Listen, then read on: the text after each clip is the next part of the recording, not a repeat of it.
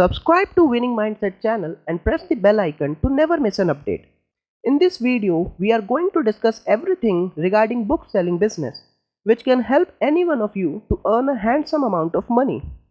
Now before starting this video, I would like to tell you a very basic rule regarding business, and that is you have to put your mind and energy into any business you do in life to make it successful. If you are making excuses and not giving proper time to your business, it will definitely fail after some point of time, or you will stop growing after a point that is a saturation point. Now when it comes to book selling business, we generally had a concept in our mind that it is a very easy way and we just have to publish a book and sell it.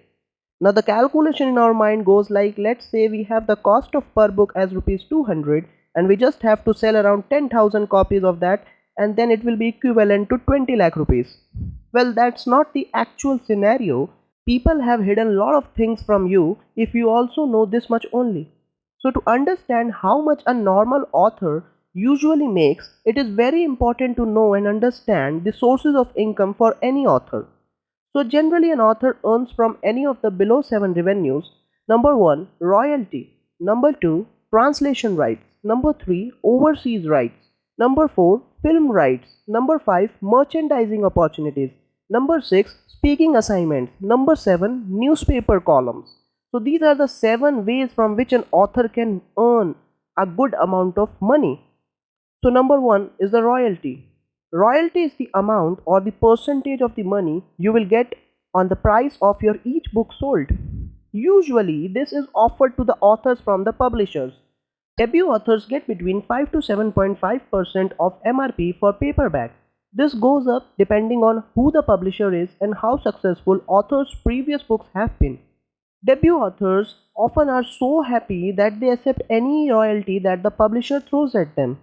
So at 7.5%, an author gets rupees 15 for every book sold for MRP of around 200 rupees. And for rupees 100 book, royalty would be equivalent to 7.5. Now royalties above 12.5% are very rare. Few successful ones had even managed to get 20% of the royalty, but those are the ones who sell upwards 75,000 copies per book. For bulk authors, royalty lies in between 7.5 to 10% band. Books by Indian authors are considered very successful even if they cross 20,000 unit sales mark. And almost all these books are in rupees 100 to 300 price point. So I would basically suggest you that if you have your own audience, so you should sell an ebook on platforms like Amazon Kindle. Kindle offers two kinds of royalties, 35% or 70% royalties. And you can always read on Amazon Kindle to get more updates on their royalties. Now number 2 is the translation rights. A translated book can only be published if you have obtained translation rights from the copyright owner. So to publish a translated book, you only need to contact the original author or copyright owner and ask for the permission. Well, earning in this section depends on what your contract says about the translation rights. Typically, you should have a much higher royalty rate for this than your main royalty, that is around 25 to 50% in this. So for example, if you have a 50% royalty rate for translation rights, if your publisher does a foreign rights sale with a Japanese publisher for sum of around $1,000 upfront and $10 royalty, you would get $500 upfront and 5% royalty of that foreign translation once it starts selling. While royalty seems a small amount, but translations are quite lucrative since it's money for nothing, or at least money for very less effort on your part. Number 3 is the overseas rights or foreign rights. These are the rights to publish a book in its original language in the countries different from those in which the book was originally published. In simple words, we don't have to translate our book according to different countries and want to publish it as it is in other countries as well, then we need to have this overseas rights. It will give you a fair revenue of around 6 to 10% upfront of this right, as there are a lot of agents involved in this process, which are domestic agents, international agents, so they would be also charging an amount from you which depends on them. Number 4th revenue income is film rights. Selling the film rights to your book is something that many writers will think about. It may not be the ultimate goal, but it will be definitely something that could be a nice end to a book's journey. It is largely misunderstood by people as it is not that as simple as you think. Firstly, very few books are actually bought straight away to turn into a film. Instead, they are optioned.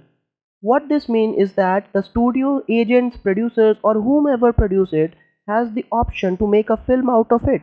One of the more common practices in the industry is to option a new book either before it's published. Frankly speaking, generally they will buy it very cheap.